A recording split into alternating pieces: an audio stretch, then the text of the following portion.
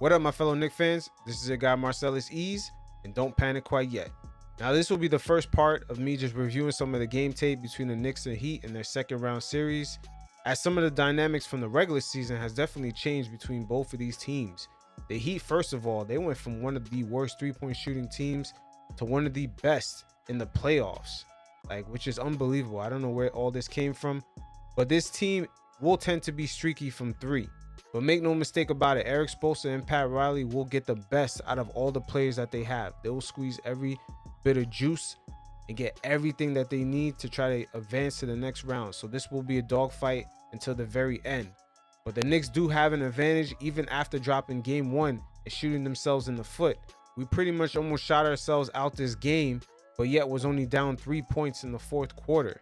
Just a lot of careless turnovers, and just us being over the bonus with 5 minutes left in this game. And in this segment, we'll be going over the Heat's offense, just RJ Barrett's careless turnovers at the very end of this game, Kyle Lowry going off at 18 points and just getting all those blocks, and also what kind of defensive looks the Miami Heat has been giving Jalen Brunson, especially with that 2-3 zone. Eric Spoelstra is he's definitely giving Brunson different looks from possession to possession at times. So without further ado, I'm not going to say no more. Let's get to it. See, as you can see, the more you fuck around, the more you're going to find out. And also, if you stay down here and you never fuck around, you'll never find out. Alcohol, right? Now with the Miami Heat offense, there is a lot of off-ball movement going on. So even though Kyle Lowry right here is moving on this pick, look at down here. There's going to be a lot of off-ball movement on this weak side. As the Miami Heat, they like to run a lot of split cuts, pin down screens, split screens. They run all types of action. As we're going to pay attention to down here more, but I'm going to slow this down so you guys can kind of see all the screens that are happening at the same time. Because the play down here is really where the open man is going to happen at. So we're going to slow it down. Remember, there was screen action down here, and it caused Highsmith to be open as he's gonna make his way down the hoop right here. And the Heat offense, interesting enough, at times it runs through Bam. Bam is almost like a quarterback in this offense, as he's almost like a Draymond Green in a way, the way he makes his passes as guys are kind of moving off the ball. Because even though guys like Duncan Robinson can't dribble, the fact is they use kind of the picks that Bam sets, or just the drop-offs. They kind of use that in a way of like kind of dribbling. So he gets them open through all these little dump handoff, these slick screens, these kind of flare screens. And Bam, over the years, his passing ability has improved, as you're going to see the pass he makes right here to Highsmith. See, nice pass. Finds him right there. But the Heat is constant off-ball movement. All right, so right here in the first half, what was working for us was the quick decision making, and the Knicks taking advantage of the smaller guards. As you're going to see RJ Barrett right here take advantage of the smaller Gabe Vincent. The quick decisions by RJ, not letting that Heat defense set up, because what they like to do, they like to crowd up the paint. As you can see, guys are always always on a swivel. They like to crowd up that paint, but RJ quickly takes advantage of the smaller Gabe Vincent. These were some of the things we were lacking in the second half. It's like we stopped going to this. Once again, on this play right here, Josh Hart takes advantage of the smaller Max Strus, and he's just not going to allow the Miami Heat defense to set up, as he's going to attack the paint. Bang. 1, 2, 3. Quick decisions, attacking the hoop, taking advantage of that smaller Miami defense. Now, the Knicks right here in this pick and roll, you're going to watch Mitch do a nice little flare screen, and then he's quickly going to attack the hoop as he's going to come down the lane right here. As we're going to see. Look at that. Look at it. Right off that flare screen, Mitch quickly turns around, and he's going down here. And it's penetrating this little wall the Heat likes to build around the paint, as we've seen that kind of play out in the second half, forcing the Knicks to shoot all those damn threes. See, allow RJ to find Mitch on that penetration. But that was all drawn up by the nice little flare screen by Mitch, quickly moving his feet and then sliding to the hoop. Once again, the Knicks making quick decision. Brunson quickly passes the ball to Hart. Hart quickly attacks the hoop, as once again, the slower footed Kevin Love is out here on the floor along with these smaller guards. So Josh Hart sees the green light and he attacks.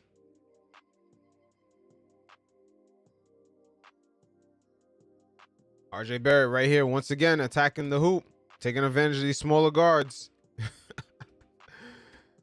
Why did the Knicks stop doing this?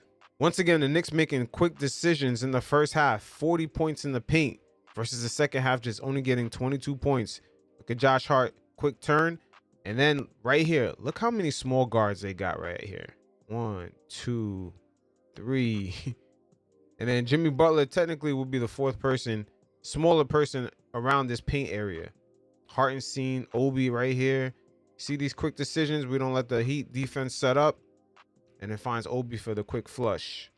Once again, look at this Heat lineup. These are all small guards. Bam is the only big man that's out right now.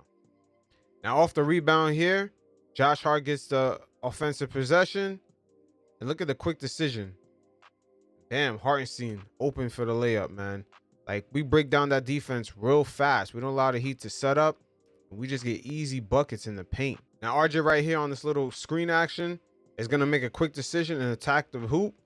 And look at the Heat's guards, man. They got Martin. They got Highsmith at 6'5". I believe they had Kyle Lowry all down here. So all smaller guards right here. And RJ making his quick decision, attacking the hoop. Once again, yeah, it's Kyle Lowry, Highsmith. He's 6'5" right here. And Caleb Martin. All small guys. And look, it also creates open opportunities. That quick decision attacking the hoop for other guys. Look at Obi wide open. And if they run and try to close out on him, you also have Grimes. Great finishing by RJ.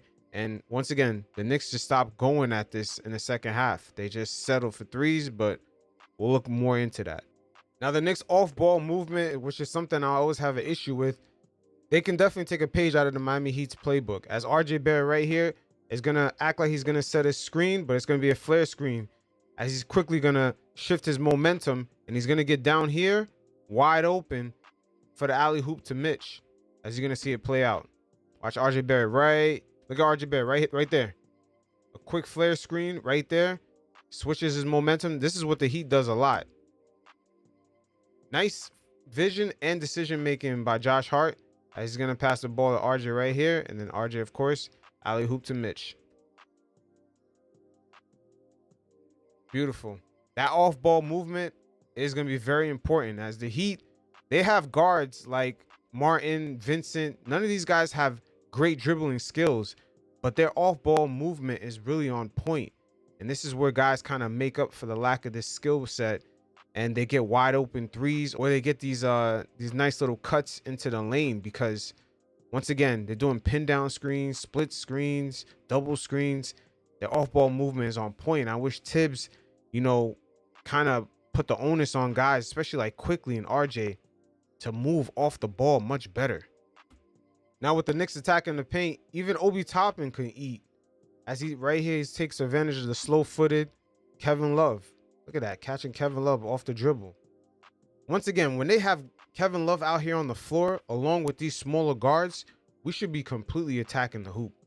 Right here, you see a prime example of how much damage the Knicks can do attacking the hoop.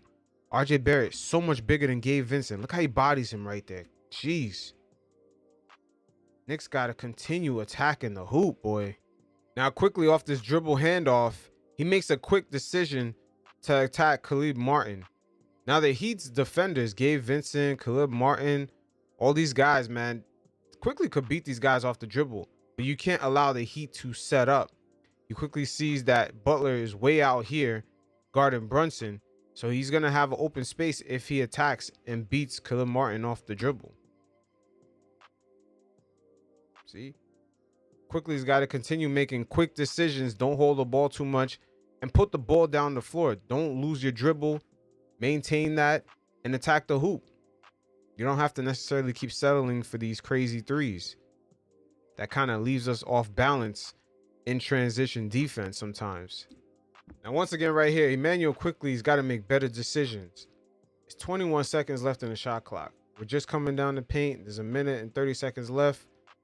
RJ himself, if he attacked the hoop, he could have quickly came in, gave him a nice little bounce pass, caught the Heat off guard. But look at the decision Quickley makes right here. Look at the time. Still 20 seconds left in the shot clock. See, these are the type of shots I was referring to. When he takes these type of shots, we're just some of our players are just coming down the court, and if the Heat get the rebound, they could have other players that's still coming down the court, and just off rip, they could just throw a quick outlet pass, which is the type of pass that Kevin Love loves to make. All right, so some of the looks that Jalen Brunson is getting is interesting because the Heat right here, they go from a man-to-man to a 2-3 zone. They do like a combination of both. As you're going to see it play out right here, but they like to leave an extra guy around the free throw line to sort of throw Jalen Brunson off or stop him from penetrating. So they don't off rip necessarily double team him around here. They sort of just leave an extra man lingering around. If the man he's guarding transitions somewhere else, he actually has to follow him. They make sure that someone else is around there also, as you're going to see it play out right here. So right here, you're going to see RJ Barrett, which is Gabe Vincent's man. He actually goes around. He's trying to, remove Gabe Vincent and give Brunson a clear path. But watch, you're going to see Strus have good communication with Gabe Vincent, and Strus is going to take over and occupy that area as he still kind of has his eyes on Josh Hart. But it's sort of switching this defense. It's go from a man-to-man to a 2-3 zone. See right there, you saw Strus actually call it out. I'm gonna slow it down so you guys can actually see that. So right here, pay attention. You're gonna see Strus communicate with Gabe Vincent as RJ goes around. See the communication? Now Gabe Vincent goes with RJ, and now Strus is gonna occupy this area, kind of stop Jalen Brunson from penetrating. And as you can see right now, the way they are, it's gonna become a 2-3 zone. It goes from man-to-man to 2-3 zone. They're actually playing their smaller guards up front. Normally the Heat, when they do the 2-3 zones, they actually play their forwards up front, and then they have their guards actually kind of stick around back here on the wings to just kind of close out. So they kind of try to hide their guards a little bit, just relying on them to maximize their speed and try to close out. But right here, it goes to a 2-3 zone. See, look at Jimmy Butler. See, now it's a 2-3 zone. Gabe Vince is going to play the same role on the wings, and then Kevin Love's right here. And this is where I hope the Knicks on the other side of the court take advantage of Kevin Love, as they should try to run pick and rolls to try to get Mitch on Gabe Vincent, or try to get Mitch on one of these smaller guards. There's 4 guys out here smaller than Mitch that he can back down. Jimmy Butler's strong, but Mitch still has a way better advantage on him in the post. So, but going back to this play right here, they definitely switched up to a 2-3 zone. You see, as you can see, it's gonna force Jalen Brunson just to take a shot, and he missed it. But this is what the Heat does, and this is the type of looks that they're gonna give Brunson pretty much all series. But they give him a lot of looks in this game, as we'll see later on. Once again, we're taking a look at some of the looks that Brunson is getting. As you can see, Kyle Lowry, he's gonna creep up to this free throw line in case Brunson makes a move past Highsmith. But the Heat are sort of not directly double teaming Brunson, but they're sort of trying to make sure that there's always a second man around here to stop that dribble penetration. Look at Kyle Lowry. See? Brunson, now with the Knicks, here's the issue with this. They're going to have their shooters wide open. These guys going to have to start making shots. This could be RJ. This could be Quickley. Grimes right now, these guys are going to have to start making shots in these series, because this is pretty much the game plan. They're going to start forming walls around the free throw line right here, especially when Brunson gets the ball. These are the kind of looks that Brunson is getting. Now, here's another prime example of some of the looks the Heat are giving Jalen Brunson. As Jimmy Butler, once again, he's going to hover around this free throw line, and he's going to leave Josh Hart wide open, but he's also able to recover on that closeout. So the Heat are sort of betting on this. As you can see right here, Jimmy Butler, once again, forces Jalen Brunson to kick that out, to not make that initial entry. And Josh Hart is wide open, but he's going to miss this shot right here. But he's completely open, and the Heat are going to pretty much bet on the Knicks shooters. They don't want Jalen Brunson to have that initial dribble penetration. Now right here, you're going to see the Heat go from man-to-man to the 2-3 zone, especially when Brunson gets the ball. See right here? Khalib on the switch didn't even follow Mitch. See? Now they're building that wall. Look at that. 2 guys on Brunson. In reality, Quickley's open right here. Quick is open right here. And RJ, in a way, yeah, the Knicks spacing is off. See, with Thibs, I wish on the offensive end, the Knicks had more ball movement, more split screens, more pin down screens to get guys wide open. Maybe RJ should be setting a screen behind. He should just be standing behind Jimmy right here. In case Brunson makes his pass, Quickley is completely wide open. But look at the looks that Jalen Brunson is getting. He's getting that wall. Look at that. He has nothing. Once again, the Heat are not playing. They are just making this wall against Brunson. They are not joking around when it comes to that. They are betting on the Knicks to leave their players wide open. Look how wide open Josh Hart is. No one's even attempting to run at him. RJ is also open too.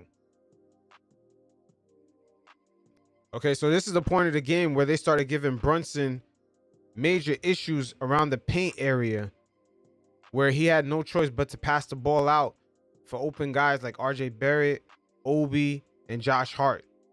Now, my only issue right here with Thibs is that the Knicks right here, they should be running off-ball screens. Obi should be running a screen to get Bam off of Mitch. See, Bam could be on Butler. Bam could be on Gabe Vincent or the smaller Strus. Or even better yet, if he's on Kevin Love, Mitch has faster hops. And he's a lot more athletic than Kevin Love at this very moment. His Love is kind of towards the end of his prime. But off rip, there's like 4 guys Mitch can take advantage of right here. You know, Kevin Love being the 4th guy. Once again, it's the off-ball movement. Pay attention to it right here. See, once again, the wall is building up. You got 1, 2, 3, 4. The wall is starting to build up right here. Look how many guys are open. And this is what killed us in the 3rd quarter. Open, open, open.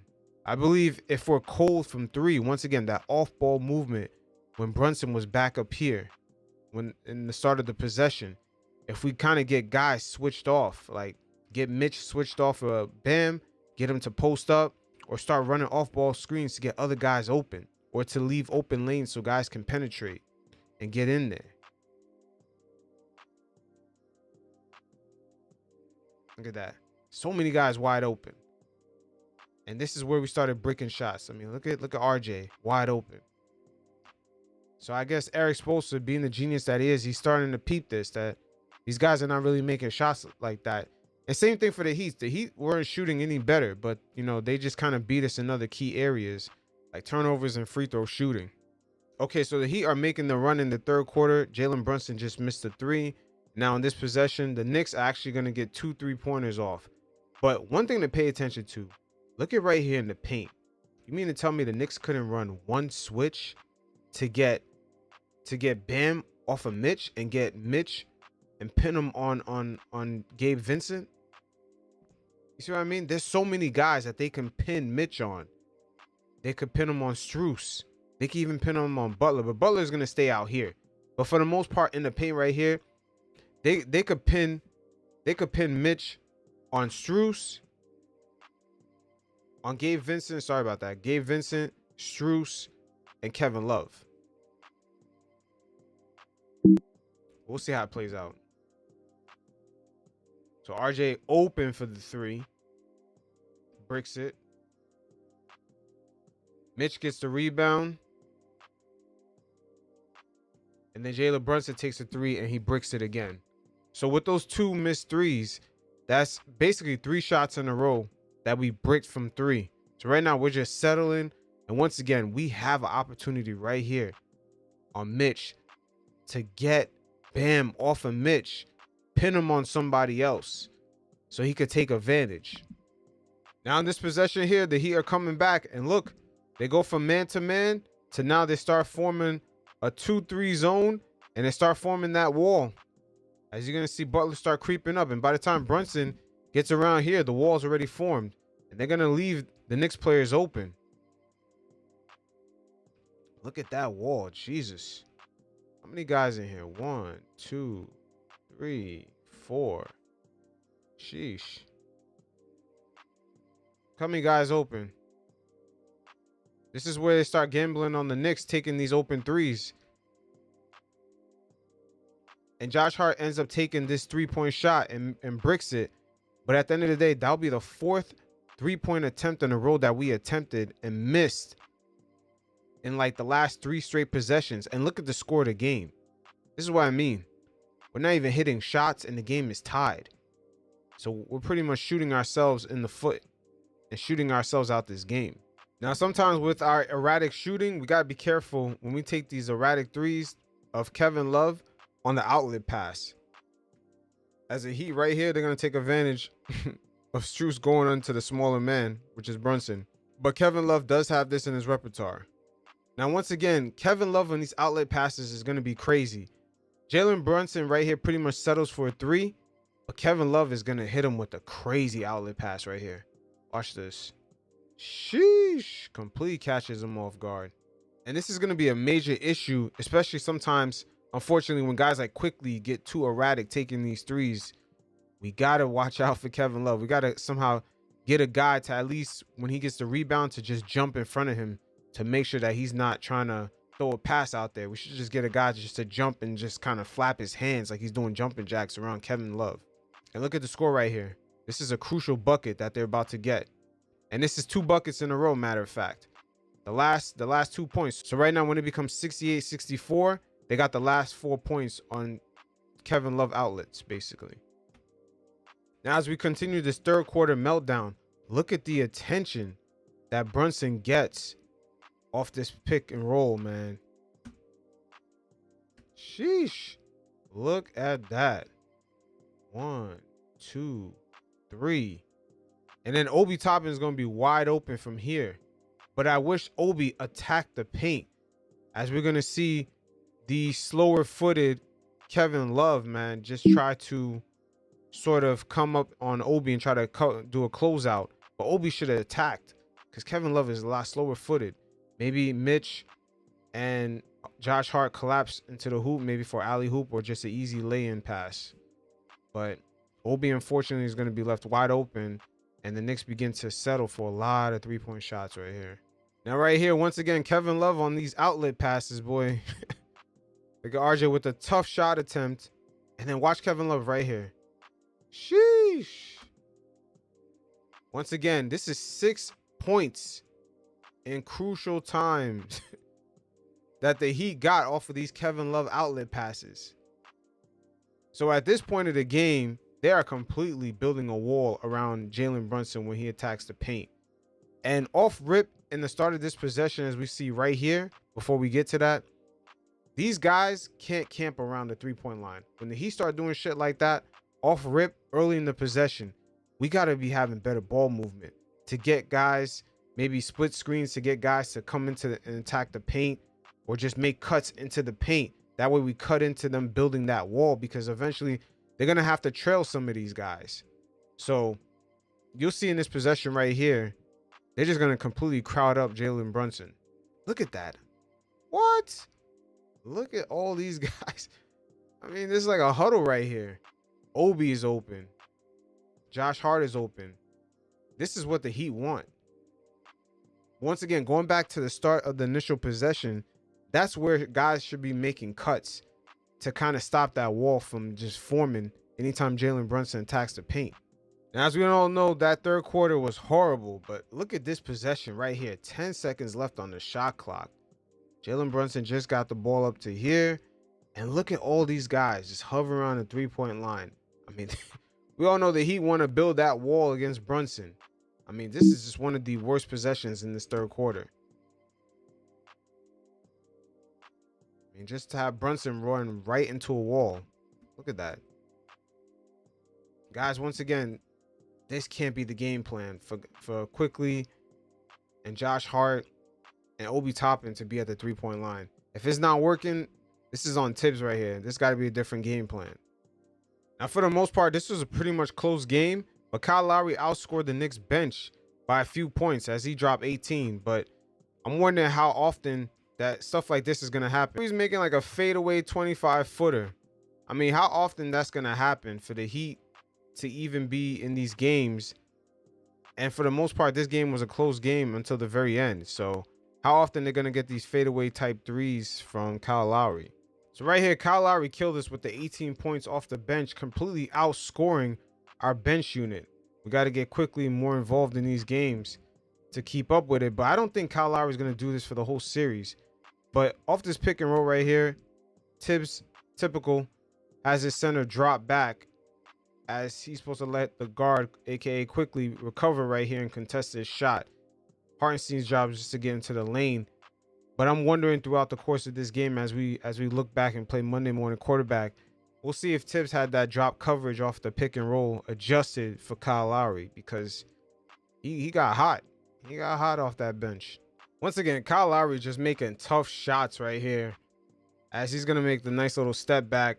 I mean, 18 points off the bench, just completely outscoring the Knicks bench on our side. And it's been an issue to get Quickley to kind of get going here in these playoffs. But the Knicks just had, 4 points from Grimes, 2 points from Hartenstein, and 9 points from Quickley. As, like once again, Kyle Lowry just scoring that 18 points is pretty much one of the things that killed us outside of the free throw shooting and just us being over the bonus in this fourth quarter. But at this point right here, neither the Heat or the Knicks were shooting well at this point. And Kyle Lowry just sort of steps in and, kind of puts the Heat in a position where they just get an extra spark off the bench. Now, RJ Barrett played a beautiful game. Very beautiful, very efficient. It's just the turnovers in the second half. RJ right here in this possession, the Heat just been bricking a lot of shots. But look at the score. The Heat and the Knicks been missing a lot of shots. And RJ right here, careless turnover. Completely careless turnover. Oh, that cannot happen. Now, what killed us in this game was the Kyle Lowry getting the 4 blocks, particularly right here on RJ Barrett. Only thing I question is, this is like, okay, Kyle Lowry gets a block. Look at Kyle Lowry's feet right here. Is he not out of bounds already? And he's going to sort of tip this ball right back in. Is he not already out of bounds? But regardless, they did not catch that. I did not see any challenge about that. But at the end of the day, RJ Barrett can't be getting blocked by Kyle Lowry. Come on, man. He had a lot of major turnovers, but he played a masterful game offensively. Just little key details, man. Can't be getting blocked by little, Kyle Lowry. Now, this scenario right here reminds me of the first game of the season against Memphis, where RJ had that fast break and he got blocked in a very crucial possession. I remember Julius Randle just looking extremely disappointed. But once again, right here, RJ Barrett just, his head is way too down sometimes. He's way too tunnel vision when attacking the hoop. As right here, he's going to get blocked by Strus. And look at how much time is left. 3 minutes and 50 seconds. And look at that. That could have cut the game down by 4 points. RJ really got to, some of these possessions, he's really got to buckle down on these turnovers. Way too tunnel vision sometimes attacking the hoop. But we were definitely in this game. And then after that block shot, the Heat were able to convert. And then once again, another turnover by RJ. Offensive foul. Small little details. RJ played a masterful game, but small little details. Got to be very disciplined at the end of these games. Eventually in the playoffs, you're going to get these type of games from somebody off the bench, or just it could be another alternative role player that just kind of goes off. And Kyle Lowry just had one of these games. I mean, look at that off the fadeaway. And Kyle Lowry just killed us this game. 18 points off the bench once again. But I don't really expect him to continue doing that throughout this series. For RJ Barrett, once again, masterful offensive performance, but just the very key details at the end of this fourth quarter. This is going to be his 3rd straight turnover. And very key crucial possessions. That was a really bad pass. So remember, RJ got blocked when we could have went down by 4, and then he also had that offensive foul, and now this bad pass. So this is definitely a learning experience for RJ right here. But we were very much in this game, even after all the horrible shooting that we had in that 3rd quarter. We were down by 3 points with 5 minutes left in this game. All right, so right here, another turnover by RJ Barrett on Kyle Lowry. Kyle slow-ass Lowry. Maybe RJ should just be posting this guy up, but another block or a steal. I can't really quite tell. It looks like a steal. As he strips RJ right there. Another turnover. Under 3 minutes, RJ has about 4 turnovers. So at the end of the day, the Knicks did shoot themselves in the foot with the careless turnovers, particularly in the fourth quarter, and just getting comfortable with shooting all them damn threes. We were 7 of 34 from 3, and Miami wasn't any much better, but they were able to beat us in other key metrics such as free throw shooting, limiting their turnovers, and also not getting into the bonus like we did with 5 minutes left in the game. But this matchup does also say a lot about the Miami Heat due to the fact that Jalen Brunson was playing like crap. We did not have Julius Randle, and the Knicks had a lot of careless turnovers. But yet, at the end of the day, we were only down by 3 points with 3 minutes left in this game. But I expect Thibs to make the adjustments needed, as the Knicks bench particularly has to wake up and can't be outscored by Kyle Lowry just by himself. So it is what it is. You fellas stay confident. The Knicks are the better squad, and we deserve to be here, and no more happy to be here shit. So until next time, you fellas stay safe. Peace.